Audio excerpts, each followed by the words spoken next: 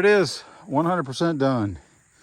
So the biggest difficulty with this thing was, if you're working by yourself, is to get the bed on the frame.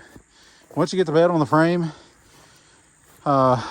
it's all, anything's easier with two people, but if you have to do it by yourself, pretty much everything else is step by step. It's pretty easy. The instructions are not great, but pretty much everything on this is self-explanatory.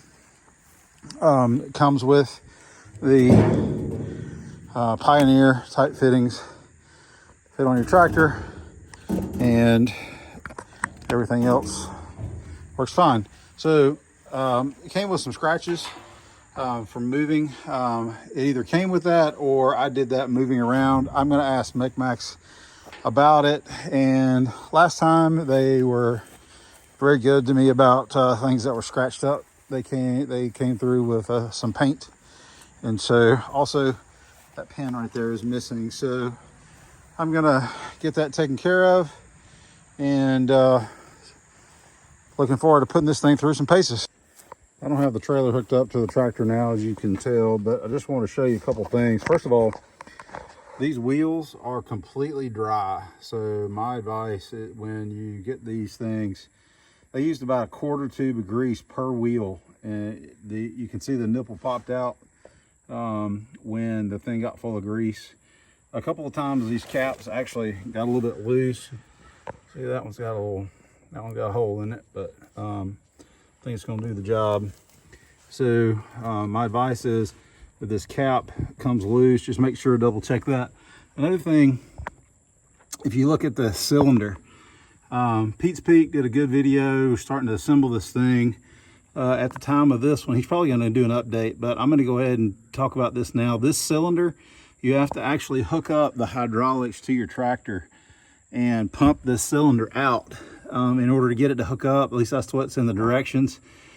In order to do that, you have to prop the bed up. I did this complete assembly by myself. Used my tractor to help me lift some things, but the piston on the hydraulic cylinder was rotated, so it would not go into the hole because of the rotation. So all I did was work the cylinder a couple times, and then I took a pry bar and rotated it so it would go in there. Anyway, hope this helps a little bit. Everything else that Lucas did on Pete's Peak was right on.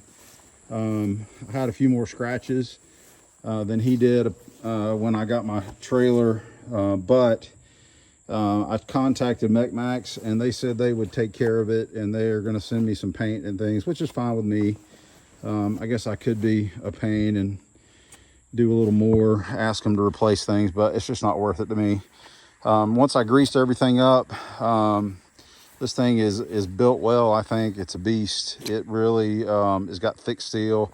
I mean, you can see the thickness of the steel on this on these cross pieces, supports. And so there's the tubular steel.